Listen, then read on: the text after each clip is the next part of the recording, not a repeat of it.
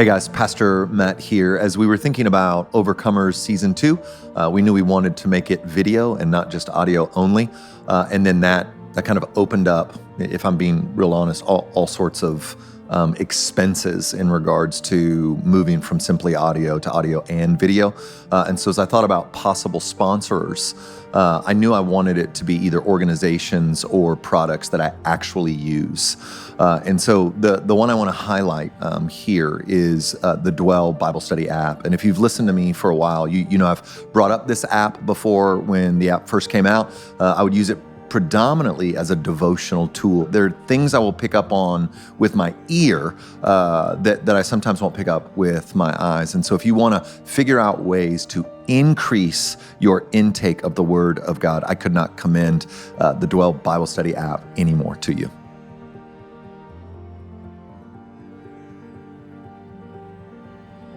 I want to mention another one of our sponsors that has made this episode possible.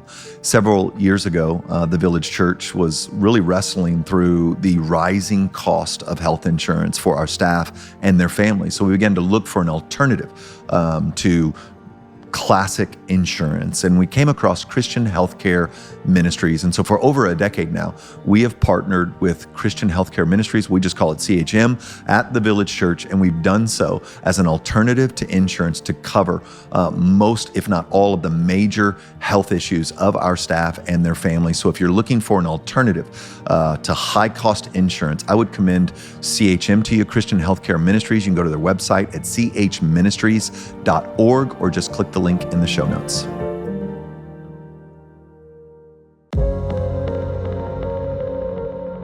He came home and he was kind of withdrawn once he got home. I'm kind of nudging him, "Are you okay? What's going on?" "I'm fine. Okay." And then just kind of out of nowhere that afternoon, he said, "I don't want to be married to you anymore." And I was like, what happened? Yeah.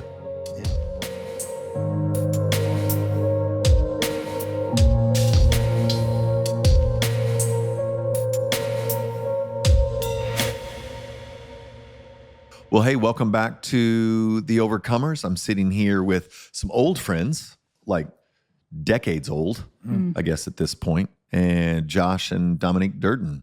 And we call her Dom. Is that we can do that on the podcast? You're allowed. That's what I normally call you. You're but allowed. Since it's more public facing, I didn't know if the kind of short nickname would work. But man, I wanted. I mean, you guys know why I wanted you to come on. Just got to see a profound work of God in a really messy marriage.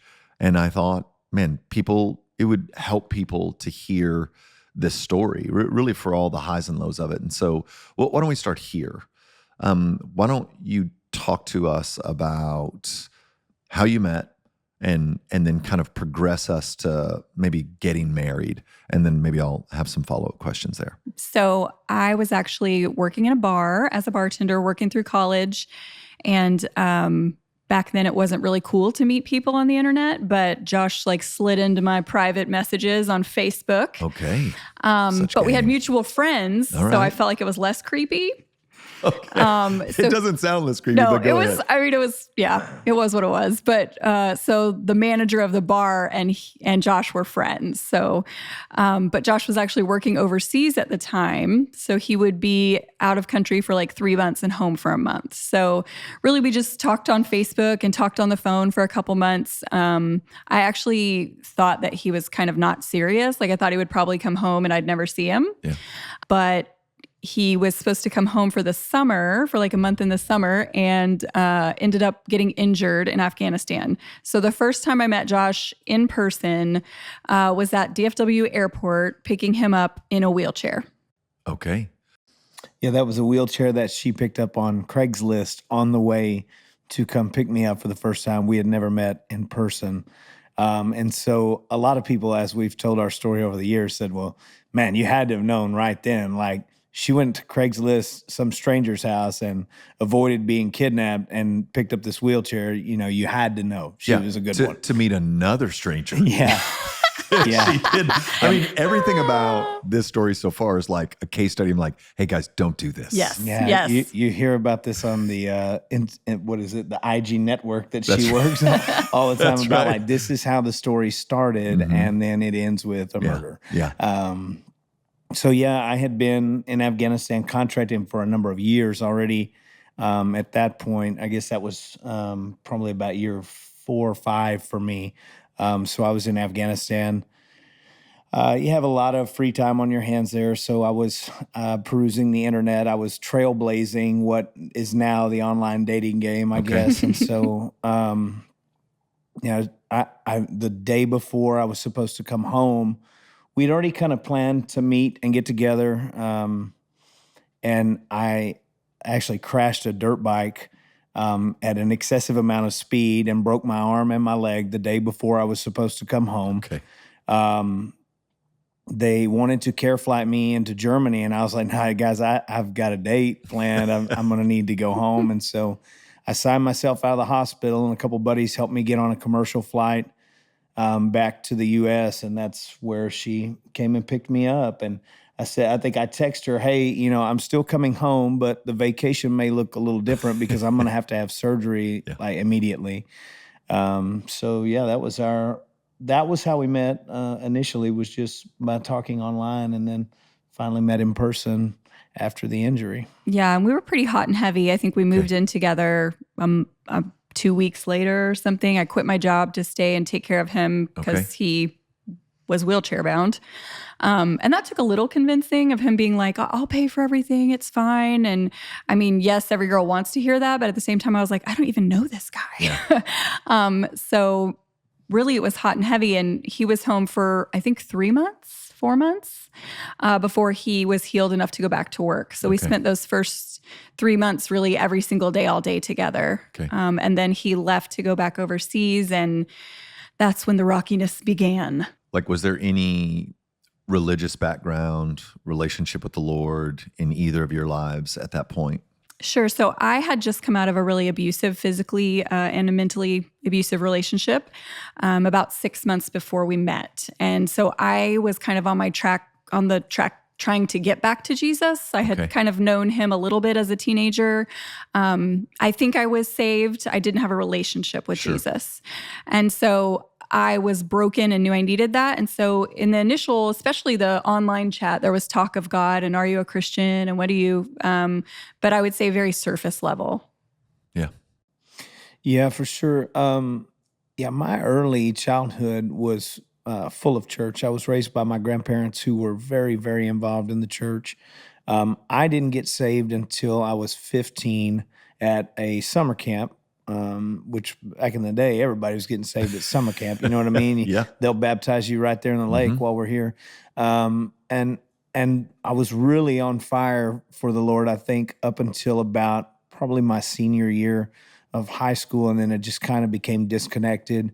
I was living my own life, working instead of going to church, and everything else was more important to me at that point. And then fast forward into the military, and then even further down the line, there were moments, right? I always say that my relationship with the Lord during my time in Iraq and Afghanistan was a series of 30-second prayers, hoping that he would bail me out of a situation that I was in that I felt like I might not survive. Okay.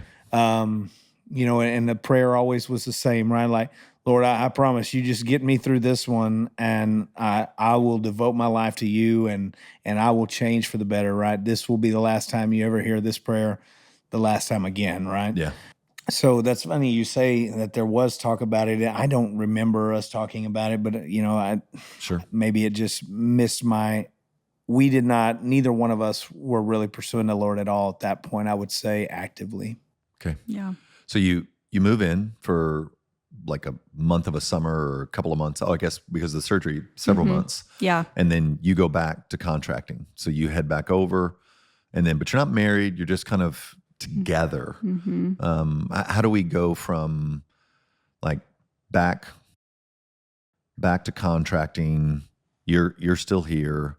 He's paying for everything, and things are rocky, but you get married.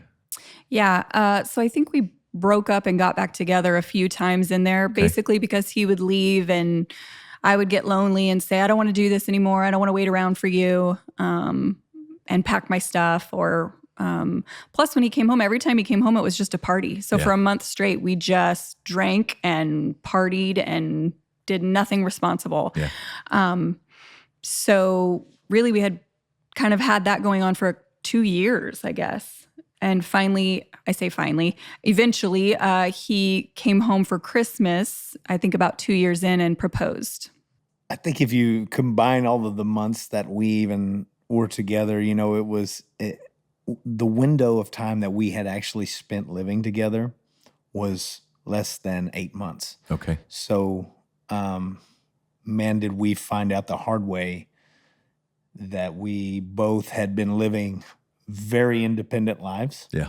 Like contracting, I literally relied on no one else for anything every day over there. It was just, I lived in my world and managed my tasks for the day. And those were, structured by somebody above me, but I didn't deal with other people. Lived in a room by myself. Yeah. Went to lunch by myself. I was very isolated. And then same for her. I mean, she lived in that house of ours, which, is difficult anyway. Like you have stuff around you that's reminding you of this person all the time, but they're never there. So I can imagine that weighed heavy too. Yeah. Yeah. So he proposed in December and left to go back overseas a couple weeks later. And then February, I found out I was pregnant. Okay.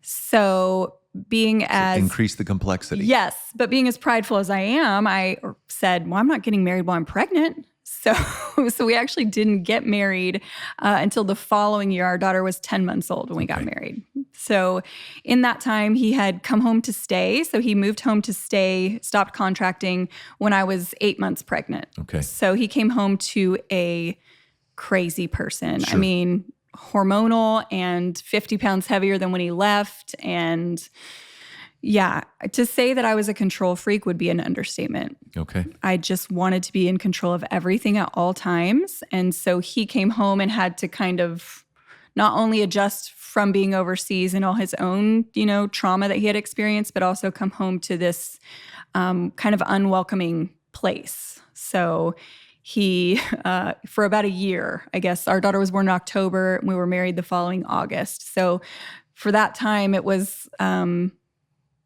let's make this work. Let's pretend that everything's fine. Sure. Let's be this family we're supposed to be. Yeah, it was definitely a very unique, trying time. Not just in that aspect, because I didn't really know who I wanted to be at that point. For the last 10 years, essentially, I had carried a gun for my job, and I was, in the middle of a foreign country with people that didn't speak my language. Yeah. And, everyone's like, well, you should just transition into a cop. Well, it wasn't that easy.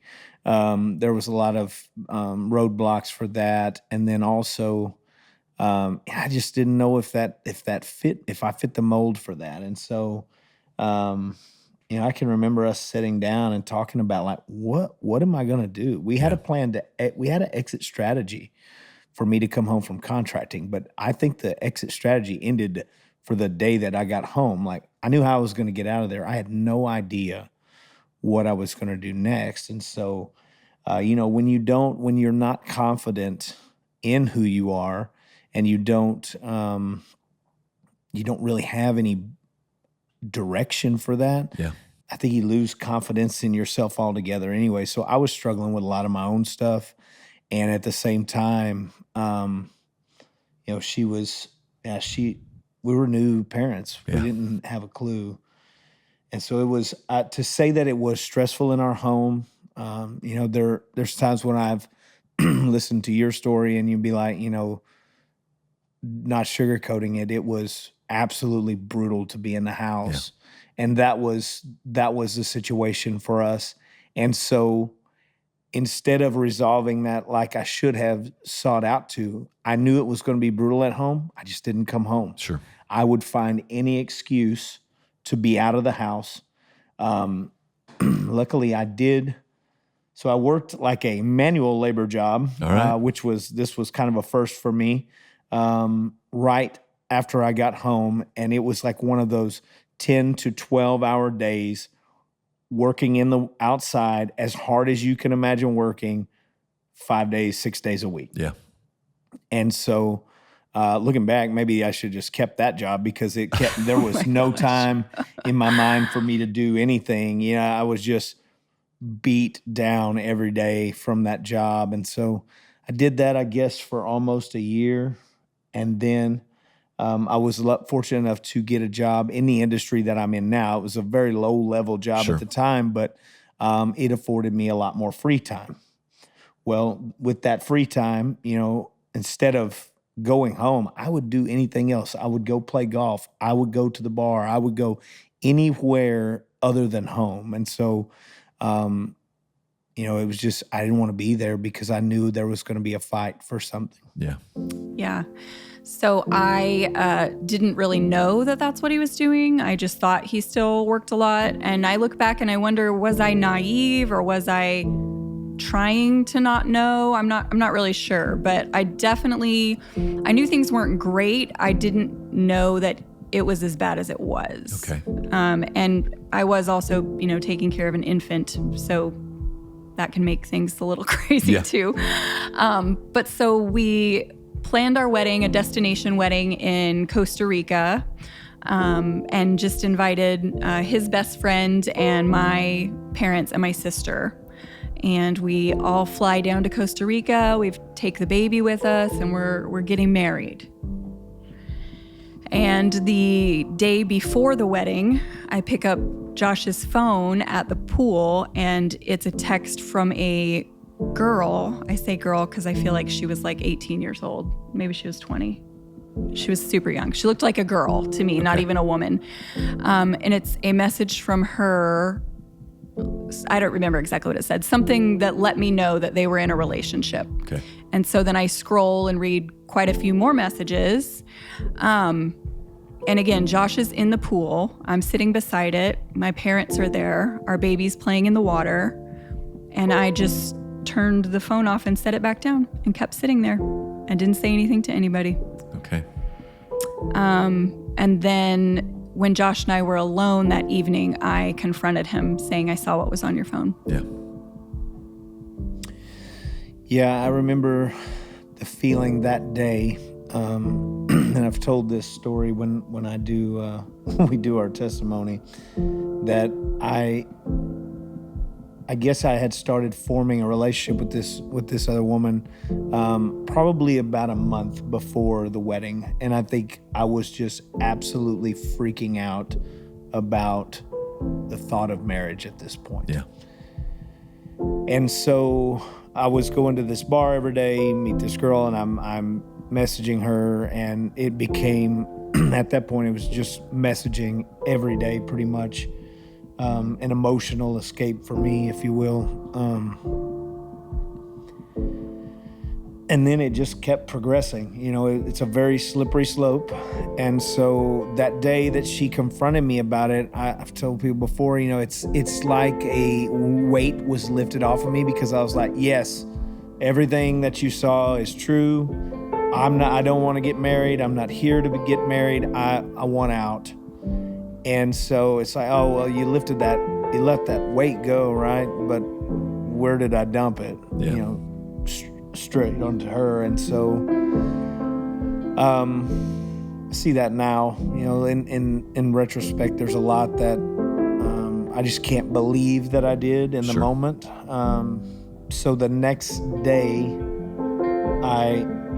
we were in Costa Rica, and she showed you the list of people that was there, and I did not want to be there with them. Yeah. Because I knew that she was about to open Pandora's box. Okay, but I didn't that day. So we got married. We got married still. So I find this out the day before. Yeah. But like I said, I'm such a control freak that I'm like, oh no, we're still getting married. Oh, this is happening. Yeah. Oh, we're still getting married, right? Because what's the other option? The other option is tell everyone and be embarrassed. And No way. We're getting that married. wasn't happening. That's the plan. So we got married. Yeah. So then the next day, and we pretended everything was fine. We put on these smiles. We took the pictures like, oh yeah, we're so happy. And then the next day I woke up and he was gone.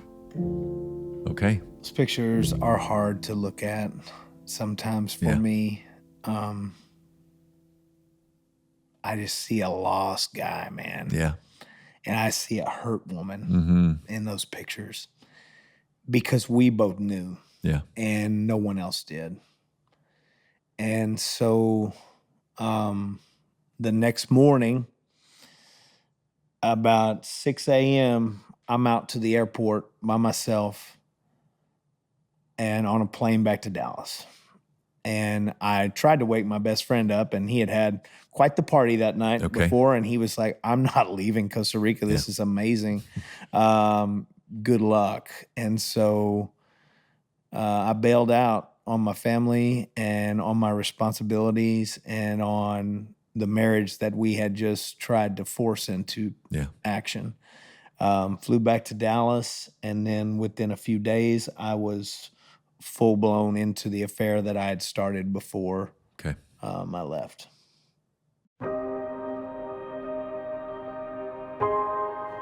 One of the ways we're able to bring these stories to you is by partnering with organizations that I've grown to trust and appreciate and love over the last couple of years.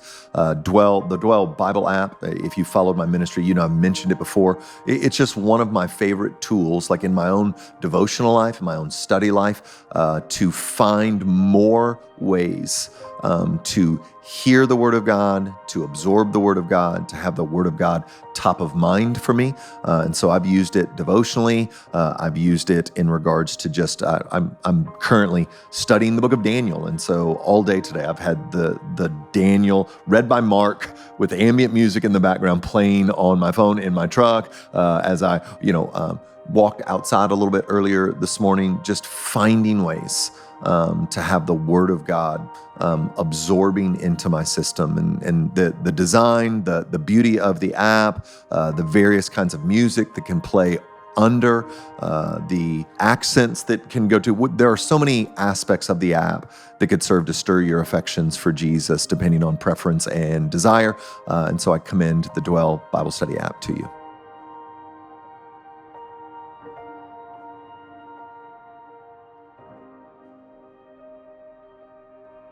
For the last 10 years, my family and I have used Christian healthcare ministries, really for almost all of our medical bill needs. They are an alternative to traditional healthcare, and they have provided for some significant and major issues for our family. And so if you're like a lot of people, and the cost of health insurance is just overwhelming to you, I would encourage you, because I know open enrollment is coming up for most people in most places, to consider Christian healthcare ministries. Again, we've been using them for over or right at a decade now. They've covered major surgeries. They've provided for all sorts of needs that we've had in our family, both on the emergency front and the normal everyday front. So I would encourage you to check them out at chministries.org, or you can click the link in the show notes. Yeah, so I out him to everybody, obviously, at the wedding. And they care for me the best they can. But really, I just took a lot of Xanax and drank a lot of alcohol and let someone else take care of my baby, and kind of numbed all the pain that I was feeling. Yeah. And then when it was time to come home, I basically came home to no home. Yeah. I had no job. He had moved his girlfriend into our house. He had already... No, I filed for divorce. Yeah, I filed for divorce. He actually hired a lawyer and was trying to get an annulment. And things just got really ugly. Yeah, we treated each other horribly. I was so hurt that anything that came out of my mouth towards him was anger and rage. Yeah. I was determined to keep our daughter away from him. This was going to be my child. He didn't want to have a family with me. He wasn't going to have a family. Yeah. I was yeah, I was a monster. It was tough.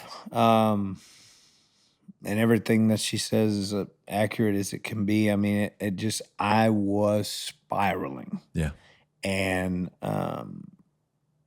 it was back then when I heard the statement for the first time that no one can hurt you with their words as much as your spouse. It's 100% true. And there was not, we went from very, very cordial to like, if she saw me in traffic, she would try to run me off the road. Yeah. And I don't blame her at all. And at that point, there was a few people in my life. We were not plugged in at a church. Sure. There were a few people in my life that are like, hey, bro, what's going on? And I think that more or less they wanted just to hear the drama. Sure. Not, hey, can I care for you or your family? It was just they wanted to, they're like, I heard a rumor. Yeah. And I need to know if this is true, because if so, holy cow. Yeah. And so that was kind of where we were at. We didn't have any community. She had her family. Yeah. Like she said, though, they didn't really know how to care for her. They were just allowing her to just do whatever felt good. Yeah. And I had a few friends, but these friends were not guys that were going to point me to the Lord or point me even back to my family. They were like, okay, you're back single. So when we going out? Yeah. And that's, Yeah. So I, like I said, I filed for divorce, and I took what little money he would throw my way and went and got a little duplex for me and my daughter, and was kind of job hunting. At the time I had a master's degree, but I had never worked before. So was kind of looking for a job and living, alone for the first time ever in my entire life. I mean, alone, but with a baby. Yeah. And really had zero interest in getting back with him. I mean, really just in my heart thought, okay, I'm going to do this. I'll find somebody better than him. I'll find somebody that'll take better care of me, and this will never happen to me again. And I definitely was one of those women that's like, oh, I would never forgive a man that did X, Y, or Z, whatever it was, right? But yet here I was. I had already been in an abusive relationship, which said I'd never do. Yeah. And then here I was, with a husband that had an affair, which they said I would never do. Yeah. And of course, I'm blasting it all over Facebook, right? All over social media, what a piece of crap he is. And can you believe what he's done to me? And just dragging him through the mud. And someone that I went to high school with, I wasn't even friends with in high school, just happened to go to the same high school, sent me a private message and said, hey, I think I know what you're going through if you want to talk about it. Okay. And I was like, how dare she think she knows what I'm going through and want to talk to me, right? Yeah. Like, how dare she? But it ate at me for days. Like, why does she want to talk to me? Mm-hmm. And so finally I messaged her back, and she just said, my husband had an affair on me, and we survived it, and we're awesome. Okay. And that was the first time I had heard that. Everything else I had heard was like, F him, and you don't need him anymore, and he doesn't deserve you anyways. So it was just strange, I think, to me. And she ended up getting me in contact with another woman, basically the woman that had mentored her through her reconciliation. And I think just out of morbid curiosity, I wanted to hear more. Yeah. And I realize now that was the Lord kind of pursuing me. Yeah. Laying down the little breadcrumbs for me to follow, right? But it was literally a pivotal moment in my life of someone just reaching out and saying, hey, you're not alone. Yeah. And there's hope, right? Yeah. Like that, I couldn't even, that wasn't in my wheelhouse, that there was hope beyond this for that marriage. So we had attended the Village a few times, not regularly, but attended. And so once this woman kind of told me that, her church is what really helped her, I just got on the Village website and looked to see if they had anything for marriages. And they did. recovery. And I can remember I was like, okay, I'm going to go give it a try. Like, what do I have to lose, right? Like, my life is already a dumpster fire. What do I have to lose by walking into church? But I text Josh and told him, hey, I'm going to this thing at the Village on Wednesday night, and I'm taking our daughter with me. If you want to go, you can come. So almost as like, you can see your daughter for an extra 10 minutes or something if you go. And I thought for sure he'd be like, no. But now hearing it, I'm like, like it wasn't the 10 minutes there. I used to think that was the reason why I did say, yes, I'll go.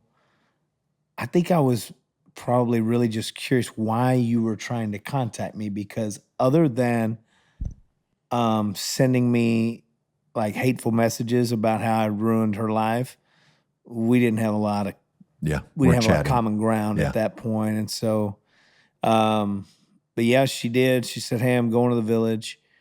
Do you want to go? And Presley, I'm taking Presley. Yeah, okay, I'll come check it out. And Michael Snetzer was still leading recovery back then. Yeah. Jason Holloman was involved as well. But I remember coming in, and our first night, was it Aaron and Jill, or was it Lee and Phil at that point? I don't remember the first night. I think it was Aaron and Jill the very first night. They're on this season of The Overcomers too. Their whole story is, so. Yep. And they were our leaders in recovery. They were the group leaders the first night we came in. And I remember like looking at Aaron and being like, I really have a lot of respect for this guy. I don't know why. I just like how honest he was. And he started telling his testimony about, losing his career and all this crazy stuff that happened to them. And there was probably about 8 or 9 or 10 couples in the room with us, and everybody had kind of their own, I was not willing to share a whole bunch, and she was willing to share everything wrong that I had ever done to her. I continued airing it. I did. And I was like, this is the reason I'm here. This guy. Is this what this is going to be like, And I remember Aaron just cutting it off and being like, yeah, I understand. And we're going to work through that. But some of that's not helpful, And so, but just hearing their story, I remember sitting in the car. We rode separately, obviously. And I sat in the car that night and I thought, maybe, like if they could pull through it, maybe we could. Because I was like, man, I think I might even text you that, like, wow. Yeah. Their testimony is crazy, And so, I think that was, for me at least, that was the first moment of hope that I had, that there was a chance that our marriage could survive all that it had been through up to that point. Okay. Yeah. So it was kind of a slow roll from there. We would go to recovery every Wednesday, and then I was going to service on the weekends. I think you were too. We just didn't go together. Yeah. But really the Lord just pursuing my heart heavily, like hot and heavy. He was after me. And I didn't have any Christian friends. I didn't kind of have a context for what Christianity even looked like. Yeah. And so I joke, but it's not really a joke, that pretty much anytime the church was open, I was there. Yeah. It was the only place that I felt not judged, and I felt accepted, and I felt joy. Okay. Because outside of the church doors, there was none of that in my life. So slowly just worked through that. And I believe I moved back home about 3 months later, 3 or 4 months later, I moved back home. And things weren't perfect, but they were completely different. Right. So we were attending church as a family, and we were, both of us did the steps study at church and kind of cleaned up our own junk. And I was trying to live in a different way. And I can see now that Josh was not trying as hard as I was, but it was better at home. It wasn't great, but it was much better. No, I agree with that. I think I was the king of the white knuckler back in that point. Yes. Like, On the outside, it really looked like I had had some significant heart change. And there was, don't get me wrong, Yeah. there was. There was not to the extent of what she had experienced. And I also, there was just a lot of stuff I wasn't ready to surrender to the Lord. You Yeah. know, I can't put my thumb on specifics of what that was at this point, but I just know that I still had my sin, and I've got control of that. Yeah. And you never have control of it. It has control of you. It's just dependent upon timing when it's going to really expose itself. So as far as my relationship with the Lord, on the surface, it looked great. In fact, we got to the point to where we went through steps.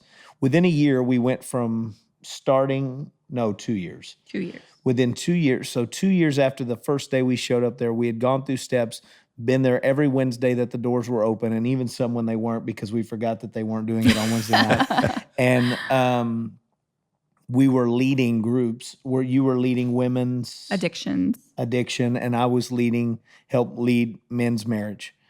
And then we were actually rolling off a military men's group. Yeah.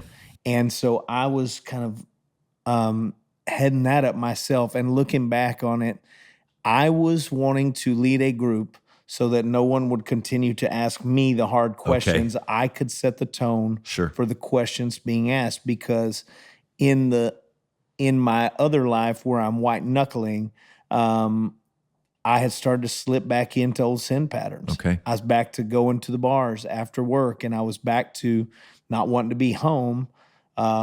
And this happened again when our son had been born. Yeah, that's what I was going to say. I had an infant at home again. The pattern had emerged again that, there's an infant at home and Josh doesn't want to be here. Yeah. So that was that's kind of where we were at in our stage. But if you saw me at church, you would think, oh, that's my group leader. Yeah. And, man, their story's amazing. Yeah. And would you describe like this season? Is this the season in which you're like, oh no, I'm a Christian now. Like I've given my heart to the Lord. Like this is not just Jesus and some stories. This is like I have a relationship now with Jesus. Absolutely. Absolutely. I had fully surrendered to the Lord. I was in love with Jesus. Yeah. And I was just happy Josh wasn't the way he used to be. Okay. So I was kind of blinded by that. I couldn't see that he wasn't there yet. Yeah. He was just better than he used to be. Yeah. And now we had a home group, and I had some other social inputs. He wasn't like my whole world anymore. Yeah. But yeah, I do believe that affair plus our children being born, to me, like that's where Jesus came into my life. That's where he became real to me. Yeah. Yeah. So the home group had been a real change for us, because that was a community of believers. Yeah. And we talked about the first few minutes where we were talking about not having that support. Now we kind of did. We had people that were doing life. Some were younger, some were older, but they were all doing the kind of same life we were, and they were all trying to be better parents, be better Christians. And we were really plugged in at that point. So we were literally in a home group. We're leading everywhere. recovery. We're at every encounter. We're there on Sundays. Well, back then it was Saturdays. And so, we were really, I could see a huge change in her too. I knew that she had been changed much for the better. There was still, I'm still not perfect. There was still probably control, I think, was probably still an idol at that point for you, as far as like our marriage wanting to, she wanted to be the leader in the home, I guess. And so that conflicts with me, like that's not what I felt like my call. That's not how this works. And so there was still, it wasn't perfect by any means, but I think we were much better than before that. So again, I thought things were fine. Yeah. And we were a few years removed from the affair, and he went out of town. I can't remember if we were hunting or a work trip. Work trip. He went out of town for a work trip, which was fairly common. And he came home, and he was kind of withdrawn once he got home. I'm kind of nudging him. Are you okay? What's going on? I'm fine. Okay.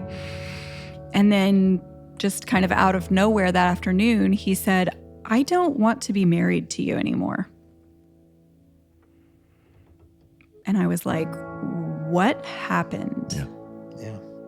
And he wouldn't admit to the affair right then, but there was another affair going on.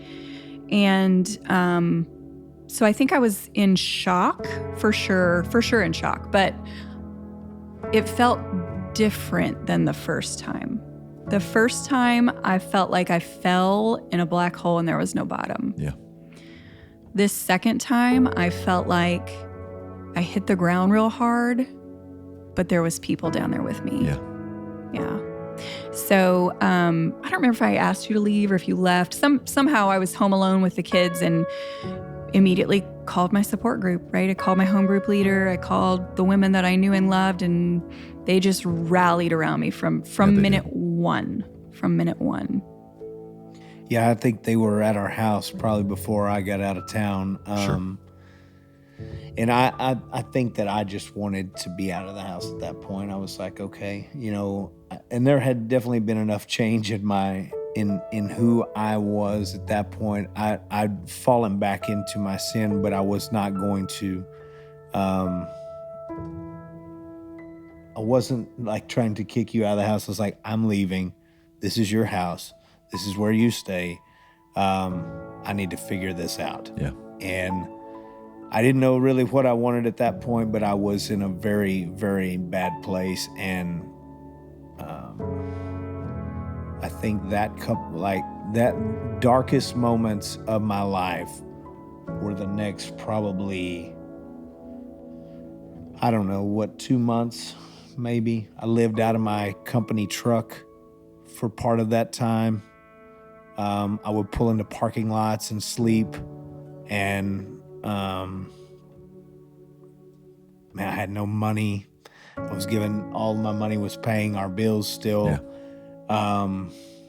I was just depressed, drinking when I could afford to drink. And I was just miserable. And all this time, there's a couple of guys from my home group and other places and her sending me Bible verses every day. Yeah, they are. And He literally responded, please stop sending me Bible verses. I bet I he was did. like, no. I get a text from Brian Smith Yeah. at the church. Says, hey, Good man. we need to meet. And I'm like, no, not happening. And he's like, yeah, no, we need to meet.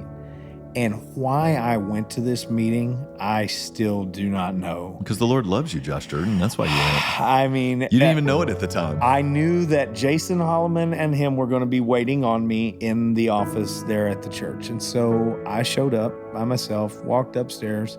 They greet me, hey, come on in. And so Jason sets me down and he's like, yeah, man, we know what's going on. You need to pull your phone out right now. And whoever this woman is that you've been having another relationship with, you need to tell her that you can never talk to her again. You need to delete her out of your phone as soon as you do that. And you need to start figuring out your relationship with the Lord. I was like, I don't want to do any of that right this minute. I'll be honest, no. And he was like, no. And I was like, no. And he was like, okay, great. Can we pray for you? And I'm like, gosh, sure. And so I remember him praying specifically for me that my sin would overtake my life and to give me away to my sin. And it was just this prayer that I was like, I've never been prayed for like this for sure before. Man, okay. And so then I remember walking through the foyer and looking over at Kids Village and just kind of looking around and being like, why you would even say this out? I was like, I will never be in this building again. I'll never step foot in here again. And it was weird to me, right? Like I had spent the last 2 years, 5 days a week in that foyer. Yeah. And so, next 2 months, I just kind of did. I just let my sin overcome me and overtake me, and it just spiraled me out of control to the point to where I didn't want to talk to anyone. I knew I was wrong. I knew that this was not what I intended with my life. And I'm here again. What now? And so we had gotten to a point where we were going to put the house. We were like, okay, well, this is going to get finalized here pretty soon. We'd filed for divorce. You had. Yeah, I filed for divorce. I wanted reconciliation. Yeah. The entire time I was meeting with church elders, I was walking with staff, we were praying that Josh would turn around. Absolutely. But I was given wisdom that I needed to file for divorce to protect myself and my kids, especially after the first go round, how nasty things got. Yeah. And so I did. I filed for divorce, even telling the attorney, like, okay, but I don't actually want to go through with this, right? Not like, let's not rush this thing. I'm not trying to get divorced. And I was okay. I mean, I wasn't great, right? But I think the biggest difference this time was that my identity wasn't Josh's wife. Yeah. My identity was, I'm a daughter of Christ. And the whole world was kind of spinning around me and so many things were out of my control. But the fact that I was loved and cared for and that everything was going to be okay was just constant. Yeah. And so it was painful to watch him, kill himself. That's the road he was on. He was killing himself. And so that was painful. But I will say, he was not ugly to me this time around. I mean, he kind of disappeared, but he wasn't ever intentionally hurtful. I mean, even once I filed the divorce papers, he basically told my attorney, she can have everything. Yeah. I'm not going to fight. Whatever you guys want, you can have. And it was just a different version of him.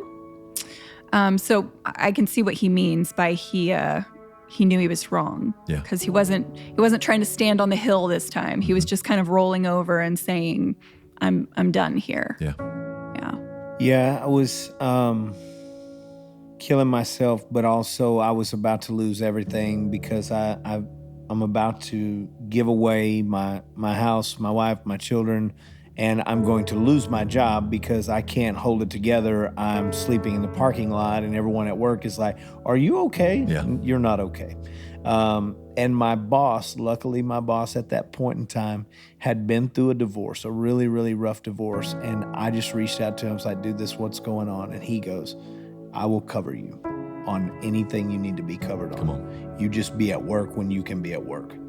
So we get ready to put the house on the market so that we can both have a little bit of money and try to split ways. And I got the realtor we didn't even really know this guy. He just came from the area where we were at. And I remember we were sitting there at the table. Meanwhile, all the relationships that I had bailed on my marriage for had gone with the wind already. Yeah. This is 2 months later. And I'm not speaking to these people at this point. And so I'm like, okay. We're sitting there at the table, and I don't remember if we're getting ready to sign all the paperwork, and he left or something, didn't he? He kind of walked out. I was like, I'll be right back or something. And we're sitting there, and we're just kind of, I'm thinking in my mind, like, Lord, I wanted my whole life to be a husband and a father and to own a home and to live this life. Like, this is what I've thought about since I was a child. Yeah.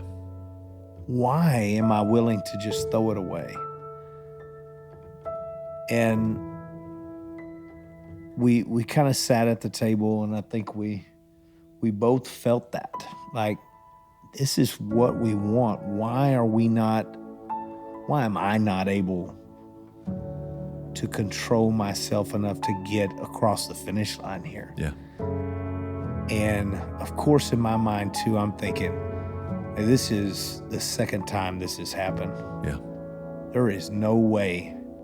In my mind, it was easier to divorce and start a new relationship and be better in that relationship than it was to ever repair this one. Yeah. And that was what everyone that I ever talked to with a worldly point of view and perspective on this would have said. Yeah. You would be better off to go on down the road. And then... Well, and me too. I had well-intentioned people, telling me, I had a woman sit across from me in recovery as I'm sitting in recovery. She's there hurting too. And she said, "Oh, I'd forgive my husband once, but I'd never forgive him twice." Sure. Before I even opened my mouth, right? And I'm like, oh, Yeah. am I stupid? Am I Well, making then a let mistake? me not finish what I was saying. Yeah, never mind. Why am I here, right? And yeah, I think at some point I adopted the perspective that the Lord would tell me when I needed to give up, and I wasn't there yet. Yeah. But I'm sure from the outside it looked really foolish, right? Yeah. Like, why does she just keep putting up with this? Or, yeah, I think for sure friends that I had that were not Christian decided not to be my friend anymore after taking him back the second time. Yeah.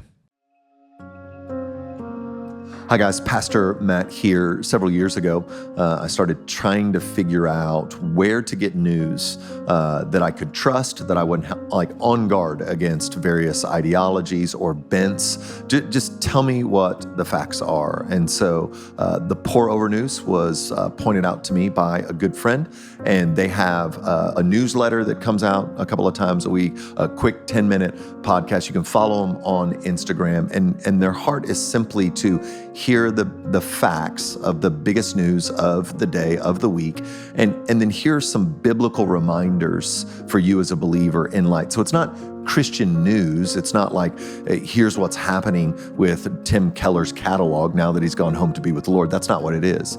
It's global news, national news, biggest things going on in the world. And then on the end of that, just biblical reminders. Here's how we ought to think about that as followers of Jesus Christ. And so if you're a person that tends to get overwhelmed with the amount of news, or you're just a little jaded in like where you're getting your news right now, feeling like it's slanted, I would just commend the Pour Over to you. Yeah, so, I think that day at the table with the realtor was very pivotal as far as our communication with one another. I think we both verbally and non-verbally communicated that day that selling the home and splitting our family was not what either of us wanted, but I still had no idea how to get there, right? Yeah. Like, okay, well then what do you want and how do we achieve that? And so I started reaching back out to some of the guys that I had talked with, the home group guys and stuff like that. And I wanted to talk with them, and I think they were on the verge of being done talking to me. Yeah.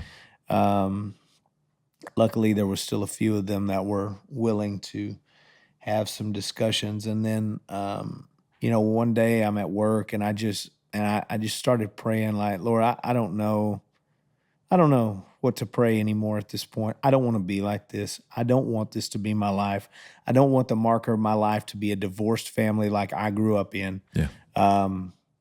Somebody has got to break the chain in this family, and I want it to be me. And, I think that I just communicated to her that was going to be my prayer, that I was going to start praying that the Lord could heal me and heal her. And that if it worked, great. If it didn't, then at least I would restore my relationship with him because I had not been following him. Yeah. And real soon after that, I got paired with a elder from the church to start having weekly meetings with. And so about how these meetings go. This used to be over at the Roots coffee shop. And it was like the troublemakers group. Well, for men. It was a very small room It was. to talk about some very personal stuff, right? And so we do that in better places now. This was a different day. It was probably the best thing for me because there was no, for a lot of years I wanted to pretend like I was something I wasn't. Yeah. And in that room, when people hear your junk, you can't pretend about anything. Now, and so I remember one of our first conversations, he started to talk to me and he was just like, give me the rundown, like where are you at in your life? And I had no idea the life that this man had lived or his experience. And I just see him as like a docile old man at this point, like he's going to be He's going to be terrified by what I tell him and all these things. And he knew a little about me, and he was like, I know you were in the military, and I know you've spent a lot of years overseas, and it kind of felt like he was trying to fluff my ego in the moment. Like, where are you going with this, man? Like, what are we talking about? And then I remember him saying, when you join the military, you swear an oath to defend the country against what? And I was like, well, enemies, foreign and domestic. I know the oath, right? And he's like, yeah. And he goes, also, when you get married, you swear an oath to your wife and to your children, right? And to God, that you are going to hold true to that covenant. And he goes, and that one, Josh, is way more important than the one that you even swear to the country. And I was like, oh yeah. Okay, so he's not trying to flatter me here. And then he said, do you know who Bo Bergdahl is? And at that point, it was huge in the news. Bo Bergdahl was a deserter who had left his unit in Afghanistan and basically joined the Afghans and was running amok in the country and had given up on his country and basically being in the military. And so I was like, yeah, I mean, everyone who ever served knows who Bo Bergdahl is. And he's like, you're essentially the Bo Bergdahl of marriage. I was like, I can take this old man. He's not as tough as he thinks he is. No, it was like that sharp knife, man, like, ouch, you're right. Man, and you don't want to be known as the Bo Bergdahl of marriage, right? And so I remember him telling me a lot of times, he's like, what do you want out of this? What do you want? I want my marriage back. He's like, can't promise that. What do you want out of this? I was like, I don't know. I just want my house back and can't promise that. What do you want? And so eventually the only thing that he would answer yes to is that I could be forgiven by God for all of the sin that I had sinned against him. That was the only thing that was an option at the point. And I'm like, okay, well, I'll take that. Yeah. And so I remember she sent me one that was, and I don't know if you'll even remember this, but there was a reference in there about being in the water. Like in the water, if you're ankle deep in the water, you can maneuver and you can get out of the water very easily, right? Well, like gradually you end up deeper into the water and you become less mobile and less able to get yourself out of the water. And the only way to really quickly get out of neck deep water is to be pulled up out of the water, right? And so it's just an analogy that stuck with me, that I was like, yeah, but who's going to pull me up out of the water? Jesus. Yeah. That's who's going to pull you out, but you're going to have to reach up and ask for help. And so, I don't know. It kind of gave me hope again, right? Like, okay, maybe another marriage is not easier. Maybe there is hope here.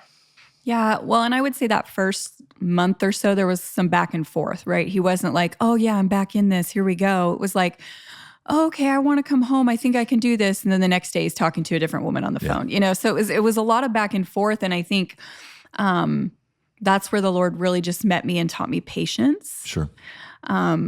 For sure, the only times that I've heard the Lord speak audibly to me have been in those dark days. Sure. Where I can remember pleading with the Lord and saying, he's so dumb and he knows what he has and he still just turns away and like, what's he doing? And I heard the Lord tell me, not in these many words, but like, now you know how I feel. Yeah. And it was like a real eye-opener for me of like, I'm no better than Josh is. My sin is different than his, but I'm no better, And so I think realizing that and being patient with God working on him, is what kind of got me through that. But it was a short amount of time. I only remember because we met with some staff at the church and I said, Josh wants to move back home and I think I'm comfortable with that. He'll stay in a different room, but he can come back home. And they were like, no, do not let him come home. And I was like, what? Oh, is this too fast? I don't know what I'm doing. I mean, he's my husband. I don't know what I'm doing.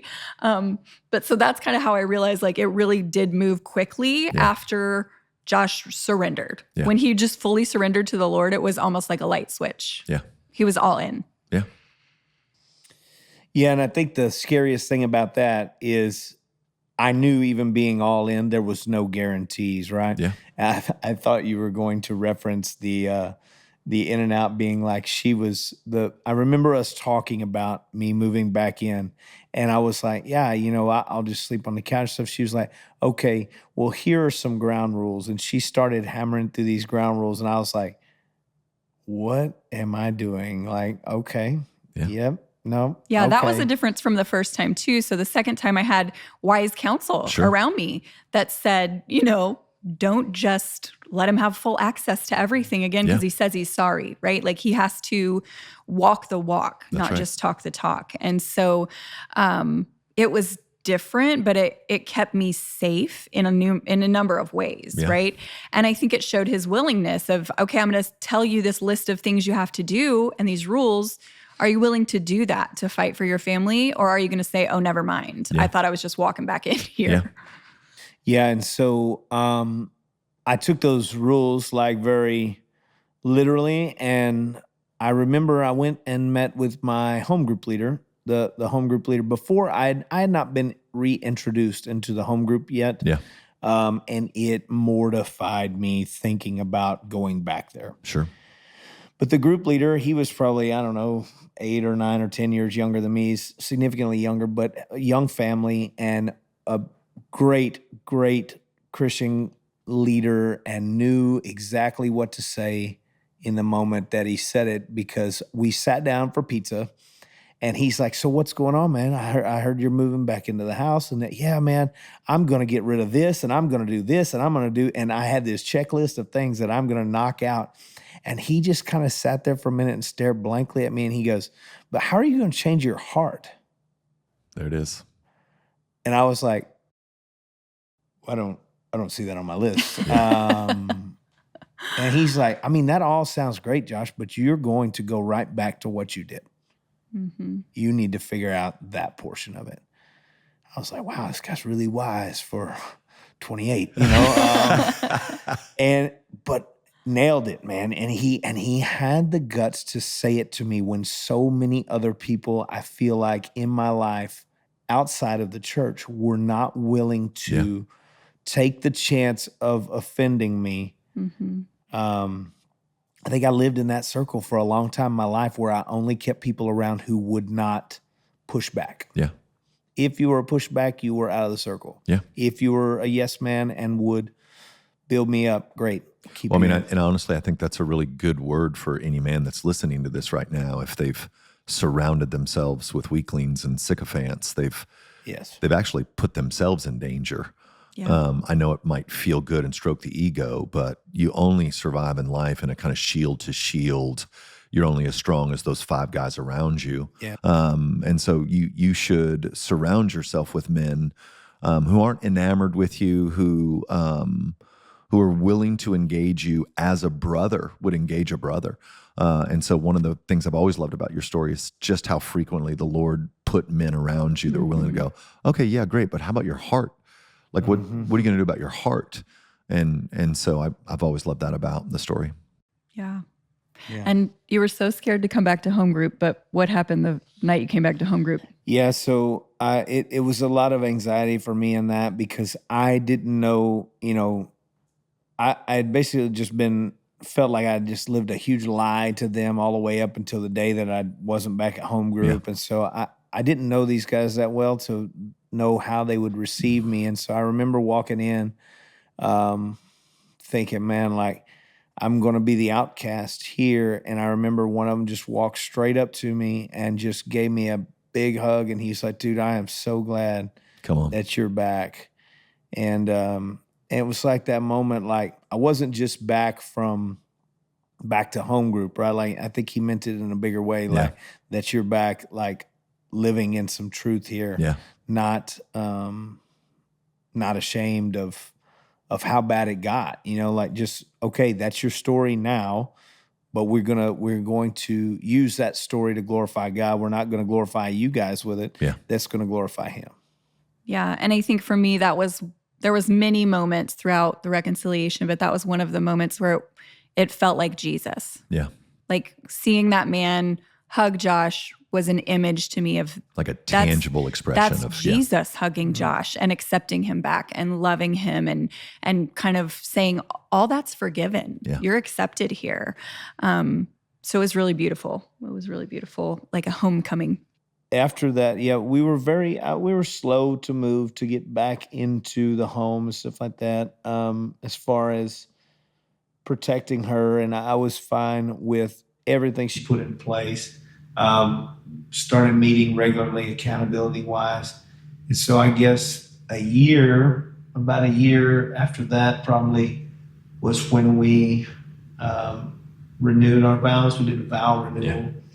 And Jeff Haley actually led that for us. And so I think Jeff and I had the joke that day that, they say the first couple of years of marriage are the hardest. And I said, I think the first few hours for us may have been the hardest. Yeah.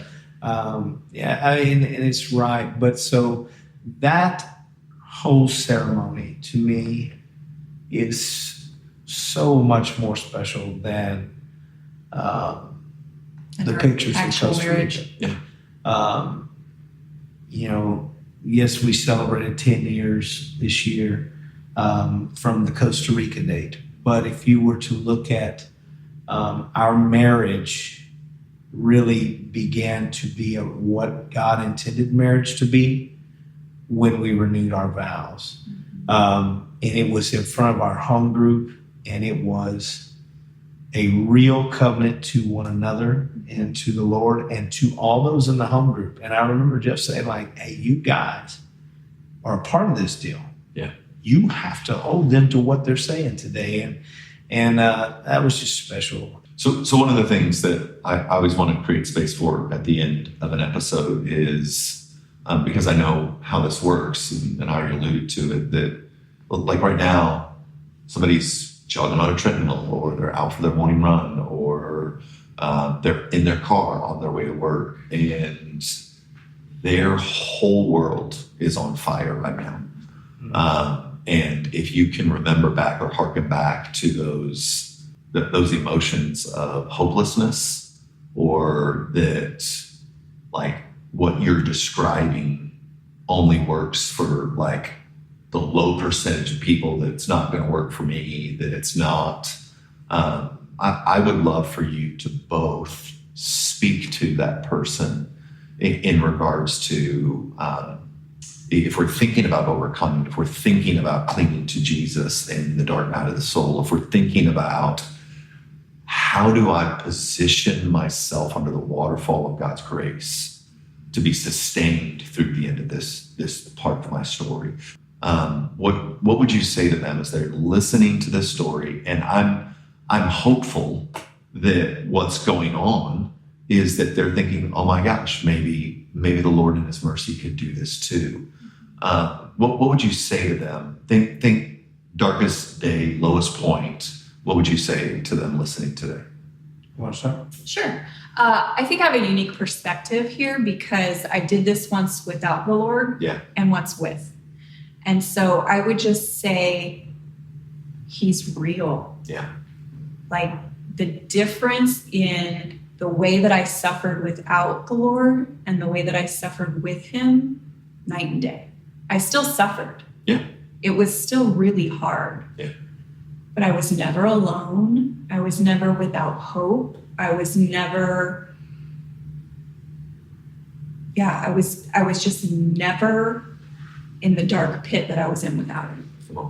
And so I think that's what I would tell someone. That's what I do tell women when, somehow they just keep falling into my lap that are these situations somehow, quote now. unquote, yeah. But that's what I tell them is like, I had to get to this spot that even if my husband left me and I never saw him again, God was enough. Yeah. And I got there, and He was enough. Yeah. And I just feel like at this point, whatever comes, He's enough. And I am so stubborn that it took 2 times to learn that, I think. But that's what I encourage couples with now is you have to have God before you have your spouse. Yeah. And once you do that, everything else will be okay. Well, Will be easy. yeah. I mean, and that was Jeff's conversation with Josh at Roots, or now Edison, that, listen, I can't promise you you're going to get your marriage back. I can't promise you you're going to get your house back. I can't promise this little dream you have in your brain of what your life's going to be that. Here's what I can promise you, that there's a God who loves you. He's going to forgive all your sins, past, present, and future, fully, freely, and forever. And that's what you can turn to right now. And not to get this, and this, but because this is enough, regardless of what else is coming. Yeah. And so that's a good word. And it was. Yeah. It was enough. I think for me, what I wish for myself in that situation, and what I wish for those who are maybe drifting the same way that I was, is I wish I would have been absolutely exposed before it led to the second affair. In the moment, it's the most terrifying thing in the world to you. But being free and in the light, not having to worry about if someone is going to find out something about you that you don't already know, is the best feeling in the planet. Being known, fully known, right? And so I think if a man's out there that's hiding, that has hidden sin, all of them, right? Confess it, get it out in the open. The absolute worst thing that you can do is sit on it. I don't know how many years I sat in your sermons where you were like, somebody out there, one of you guys, don't hold on to that. Definitely don't go to the grave with it, right? Just know that forgiveness is there. I say now to people, there are things that come up in our marriage now. You know, I was worried that I could never have the marriage I had before, but I was right. I don't. There are things that I would have told her years ago that would have been a knockdown, drag out fight that now we're like, oh, that's unfortunate. How do we get to the other side of that? How can I pray for you in that? What can we do as a couple to, so what I would say is that it's not easier. Divorce is not easier, and it's not better. The Lord doesn't have that for your marriage. Now there are cases, right? Where that is, it becomes the only option. And I hate that. But fighting for your marriage is worthwhile, is what I would say. I would not trade any marriage for where mine is at right now. I feel, it was worth it. So if you're listening, one of the things I will say all the time at the Village, for Josh's encouragement to confess and walk in the light, is to be 99% known actually means you're not known at all. So you hold on to that 1%, then you're not known. And here's why that's devastating. Because if you're holding on to that 1%, so say you're looking at porn, or you're chatting with a woman that's not your wife and connecting kind of emotionally, or letting a man flirt with you that's not your husband because it feels good, that you position yourself in a way that you can no longer receive love from anyone, because it's not you anymore, it's 99% of you. And so the way the enemy works is he works through accusation, and he works through doubt. And so if you're 99% known and someone tries to love you, well, they don't know the full you, so they can't really love you because they're only loving 99% of you. So now, by simply hiding and staying in the dark, you've robbed yourself from the capacity to experience the full grace and love of God. You've robbed yourself from being able to experience love from your spouse, from friends, from you. You have doomed yourself to loneliness by choosing to hide 1%. And now that I've been in ministry for, close to 30 years, the light that the enemy convinces us that if anyone were to ever know this about us, that it would be the end of our lives.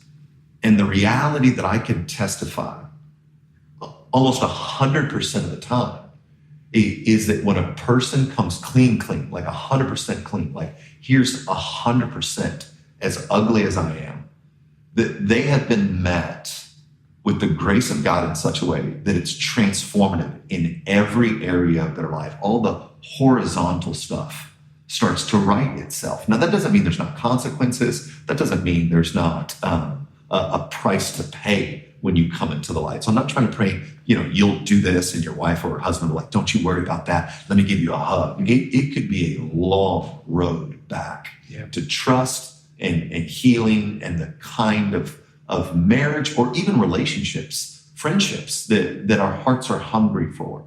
But there's no way to experience the full love of God or to receive legitimate love from others, the kind that heal us and make us whole and make us more human, if we're in the dark, if we've got secret sin, if we perpetually put on a front and we're more than we are, that it's that imposter syndrome that I think just so steals the power of the Spirit in the lives of His people. And so, man, I'm just going to take the risk.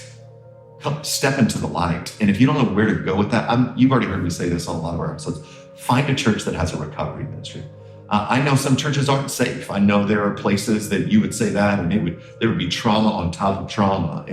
But if you find a church that has a recovery ministry, they at least have some sort of framework for there's broken people that need the help of the gospel. And I'm not saying it's perfect. I'm just saying that's a good place to start. But man, step into the light. Experience the love that God has for you and really the depth and meaning of relationships that He has for you.